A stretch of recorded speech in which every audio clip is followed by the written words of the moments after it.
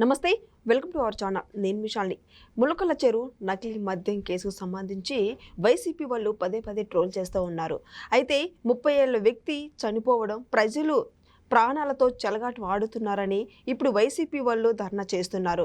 నిజంగా గత 5 సంవత్సరాల లిక్కర్ స్కామ్కు సంబంధించి ఏ విధంగా చూడాలి, ఇలాంటి అంశాలను చర్చించే ముందు స్టూడియోలో ఉన్నారు ప్రముఖ రాజకీయ విశ్లేషకులు అంకమ్మరావు గారు ఉన్నారు.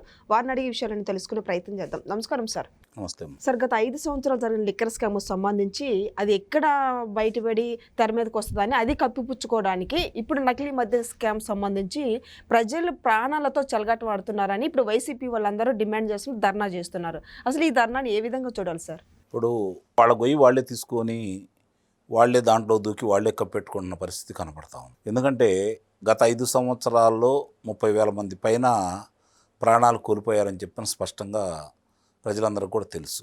జంగారెడ్డిగూడెం సంబంధించి ఆ రోజు అంతమంది చనిపోయినా కూడా ముందేమో అది మద్యం వల్ల అన్నారు, తర్వాత ఏమో కాదు అని చెప్పని స్వయంగా ముఖ్యమంత్రి ప్రకటించిన సందర్భం ఆనాటి ముఖ్యమంత్రి వైఎస్ జగన్మోహన్ రెడ్డి. అలాగే ఈ కల్తీ మద్యానికి సంబంధించి ఈరోజు చాలా స్పష్టంగా బార్ కోడ్తో సహా వీళ్ళు విడుదల చేయడం కూడా జరిగింది.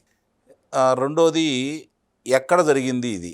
ఇప్పుడు అక్కడ మొలకల చెరువు సంబంధించి ఆ ప్రాంతంలో ఉన్నటువంటి 2 షాపుల్లో తప్ప, లేదు ఇబ్రహీంపట్నంలో తయారవుతుంది కాబట్టి ఇక్కడ తప్ప, మిగిలిన చాట ఎక్కడ కూడా, అంటే వాళ్ళకు సంబంధించినటువంటి ఎవరైతే ఉన్నారో వాళ్ళ మనుషులు పాట పాడుకొని ఇప్పుడు లాటరీలో వచ్చి వాళ్ళ మనుషులు ఎవరైతే రన్ చేస్తున్నారో ఈ వైన్ షాపుల్లో అలాంటి చోట, లేదంటే బార్ అండ్ రెస్టారెంట్లలో పర్మిషన్ ఉన్నటువంటి బార్ అండ్ రెస్టారెంట్లలో తప్ప మిగిలిన చాట ఎక్కడ ఇది దొరకట్లేదు. జోగి రమేషే దీన్ని తయారు చేయమని చెప్పని A1 నిందితుడైనటువంటి అద్దేపల్లి జనార్దన్ రావు చాలా స్పష్టంగా చెప్పడం కూడా జరిగింది. వాళ్ళకి సంబంధించిన వాళ్ళను ఒక్కొక్కళ్ళని ఈరోజు అదుపులో తీసుకుంటున్నారు. వాళ్ళు నిన్న అయితే పేరు నాని వచ్చి చాలా వివరాలు చెప్పాడు, మీరు గమనించుకోండి. దాంట్లో ఒక్కొక్క ఏదైతే బార్ అండ్ రెస్టారెంట్లకు సంబంధించి ఎంత జరుగుతుంది వ్యాపారం, దాంట్లో ఎంత కుంభకోణం జరుగుతుందని చెప్పని కూడా చెప్పడం కూడా జరిగింది. అంటే ప్రభుత్వమే నడిపింది గత 5 సంవత్సరాలు, కానీ బార్ అండ్ రెస్టారెంట్ ప్రభుత్వం నడపలేదుగా. అక్కడ కూడా వాళ్ళు ఇష్టంగా ఉన్నటువంటి ప్రజలకు ఇష్టమైనటువంటి బ్రాండ్లు ఏదైతే ఉన్నాయో అవి తీసుకొచ్చి అమ్మనేయలేదుగా. వీళ్ళు ఇచ్చినయే బలవంతంగా అమ్మాల్సి వచ్చింది కదా అక్కడ. కాబట్టి దాంట్లో ఎంత కుంభకోణాలు చెయ్యొచ్చు, ఏమేం జరిగినాయి క్షుణ్ణంగా వాళ్ళకి తెలుసు కదా దాంట్లో. కాబట్టి ఆయన ఉప్పందిస్తున్నాడు, ఒక రకంగా పేరుని నాని అనే వ్యక్తి ఉప్పందిస్తున్నాడు. కనీసం వాళ్ళు మాట్లాడేదానికి ఈ కూటమి ప్రభుత్వం చలనం ఏమైనా వచ్చిద్దేమో చూడాలి. సార్, నిన్న పేరుని నాని మాట్లాడేటప్పుడు ఒక బాటిల్, అంటే లిక్కర్ స్కామ్ బాటిల్ మీద QR కోడ్ తెచ్చింది వైఎస్ఆర్సీపీ ప్రభుత్వం. అయితే వీళ్ళు చంద్రబాబు నాయుడు తెచ్చారని చెప్పి వాళ్ళు ప్రచారం చేసుకుంటున్నారు అని పేరుని నాని వ్యాఖ్యలు సార్ ఇవి. అంటే QR కోడు మామూలుగా అక్కడికి వెళ్ళి దాన్ని చూసుకున్నారా? మరి QR కోడ్ బాటిల్కి పెట్టిన వాళ్ళు డిజిటల్ పేమెంట్ కిందకి పెట్టలేదు. అక్కడే వాళ్ళ డొల్లతనం కనబడిపోతుంది. ఇప్పుడు వాళ్ళు మాట్లాడిన తప్పట్టాల్సిన పని లేదు నా ఉద్దేశం. అయితే ఈ కూటమి ప్రభుత్వం అలసత్వానికి వాళ్ళు ఇష్టం వచ్చినట్టు మాట్లాడుతున్నారని అయితే నేను భావిస్తున్నా. దాని మీద చర్యలు తీసుకొని అంతమంది చనిపోవడానికి కారకులైన వ్యక్తులకి ఈరోజు వరకు కూడా దాని మీద ఏం చర్యలు తీసుకున్నారు, అంతమంది పేర్లు బయటకు వచ్చిన తర్వాత ఎంతమంది ఈరోజు వాళ్ళకి శిక్షలు పడ్డాయి. రెండోది ఈ రోజుకు సంబంధించి ఈ జోగి రమేష్ మీద అద్దేపల్లి జనార్దను స్పష్టంగా చెప్పిన తర్వాత కూడా అతని ఇష్టారీతిగా మాట్లాడే అవకాశం ఇస్తూ మీరు ఎందుకు చూస్తా కూర్చున్నారు? మీకై మీరు పెట్టింది కాదు కదా. వాళ్ళ గతంలో లాగా వాళ్ళు ఒక్కొక్కళ్ళని అదుపులో తీసుకునేవాళ్ళు, సాక్ష్యాధారాలు లేక వాళ్ళు వదిలిపెట్టేవాళ్ళు. కానీ ఈరోజు సాక్ష్యాధారాలు కూడా కనపడతానే ఉన్నాయి కదా. స్పష్టంగా అతనే చెప్పాడు కదా, అతని ఇచ్చిన స్టేట్మెంటే కదా. దాని మీద ఆధారం చేసుకొని మీరు ఏదైనా చర్యలు తీసుకోవాలి కదా.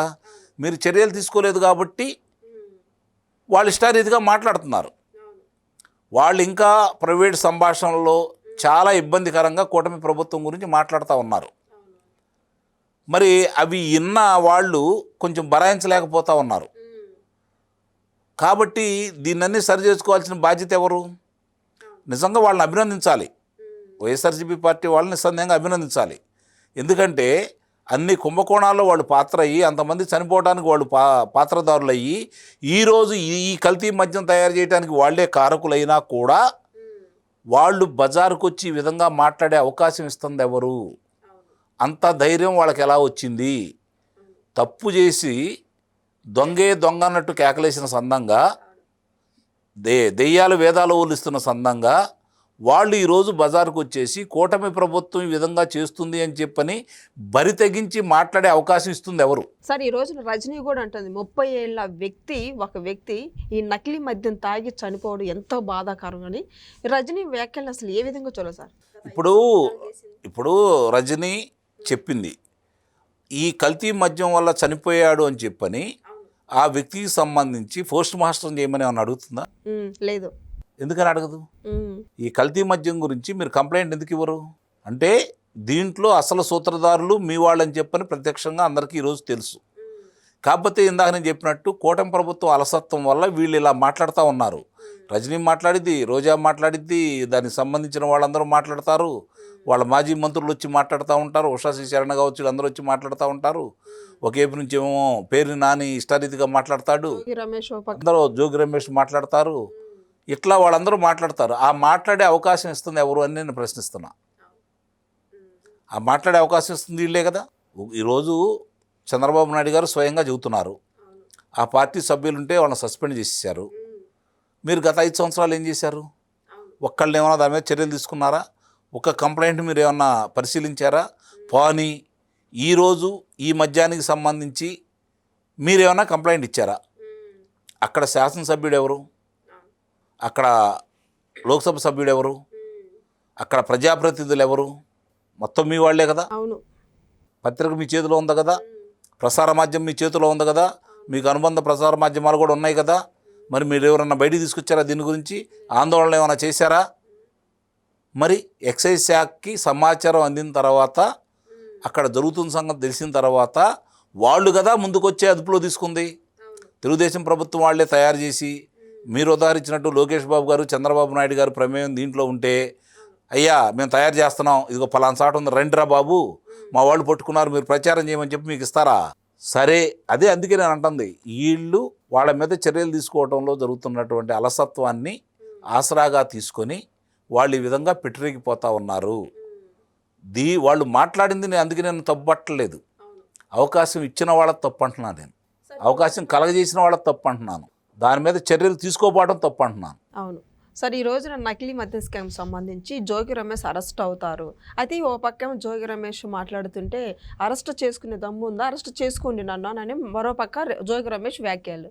నిజంగా అరెస్ట్ అవుతారంటే ఏం చెప్తారు సార్? ఇప్పుడు ఇక్కడ కల్తీ మద్యానికి సంబంధించింది కావచ్చు, గత 5 సంవత్సరాల్లో జరిగినటువంటి మద్యం కుంభకోణానికి సంబంధించింది కావచ్చు, సిట్టు వాళ్ళు గత మద్యం కుంభకోణానికి సంబంధించిన వాస్తవాలన్నీ కూడా సమగ్రంగా విచారించి సిట్టు ఎవరి ఆధ్వర్యం నడుస్తుందో రాజశేఖర బాబు గారు చాలా సమర్థవంతంగా అద్భుతంగా పనిచేస్తూనే ఉన్నారు. అదేవిధంగా ఇప్పుడు వీళ్ళు ఎక్సైజ్ శాఖ వాళ్ళు కూడా దీనికి సంబంధించిన విషయాలన్నీ బయటికి తీసుకొస్తున్నారు. వాళ్ళు కేకలేయటం అనేది సహజం, దాని గురించి మనం పెద్దగా పట్టించుకోవాల్సిన అవసరం లేదు. ఎందుకంటే గతంలో అతని మీద అన్ని కుంభకోణాలు ఉండా, అతని కొడుకు మీద కుంభకోణాలు ఉండా కూడా చర్యలు అనేవి లేకపోబట్టి వాళ్ళు ఆ విధంగా మాట్లాడుతూ ఉన్నారు. వాళ్ళు ఛాలెంజ్లు విసురుతూనే ఉంటారు. దానివల్ల ఏమవుతుందంటే కార్యకర్తల్లో, ప్రజల్లో కూటమి ప్రభుత్వం మీద అపవాదం వస్తూ ఉంది. దీన్ని సరి చేసుకోవాల్సిన బాధ్యత కూటమి పెద్దల మీద ఉందే తప్ప, అందుకే నేను వాళ్ళని తప్పట్టాల్సిన పని లేదు. వాళ్ళకి అవకాశం ఇచ్చిన పెద్దలదే తప్పు అని చెప్పనైతే నేను భావిస్తున్నా. ఇప్పుడు పాలకులు తప్పు, దాని మీద ఎందుకు చర్యల్లో వేగవంతంగా జరగట్లేదు, మీకు వచ్చిన అడ్డం ఏంటి, మిమ్మల్ని అడ్డుపడుతుంది ఎవరు, మిమ్మల్ని ముందుకు తీసుకెళ్లకుండా మీరు దీన్ని ఆపండి అని చెప్పి చెబుతుంది ఎవరు? కాబట్టి ఈ ప్రజల్లో వస్తున్నటువంటి సందేహాలు, దీన్ని నివృత్తి చేసుకోవాల్సిన బాధ్యత కూడా వీళ్ళ మీదే ఉందని అయితే నేను భావిస్తున్నా. కళ్ళ ముందు కనపడతానే ఉన్నాయి. అప్పుడు 30,000 మంది చనిపోయారు, ఇప్పుడు కల్తీ మద్యం కనపడతా ఉంది, దానికి సూత్రధారులు, పాత్రధారులు కళ్ళ ముందు కనపడతానే ఉన్నారు. ఎందుకు చర్యలు ఆలస్యం అవుతున్నాయి? అంటే మంచి ప్రభుత్వం అనిపించుకోవాలనా? వాళ్ళని అదుపులో తీసుకుంటే వాళ్ళకి ఏదైనా సానుభూతి వస్తుందని భావిస్తున్నారా మీరు అనే అనుమానం ప్రజల్లో వస్తూ ఉంది. కాబట్టి దీన్ని ఒక్కసారి కూడా మళ్ళీ ఇంకొక అవకాశం వాళ్ళకి ఇవ్వకుండా ఈరోజు మీరు పెట్టుబడులు ఇబ్బడముబ్బడుగా తీసుకొస్తున్నారు.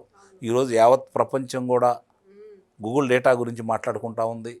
విదేశీ పత్రికలు ప్రముఖంగా ప్రచురిస్తూ ఉన్నాయి. వాళ్ళ ప్రసార మాధ్యమాలు దీని మీద డిబేట్లు పెడతా ఉన్నాయి. ప్రపంచం మొత్తం ఆంధ్ర రాష్ట్రం కలిసి చూస్తూ ఉంది.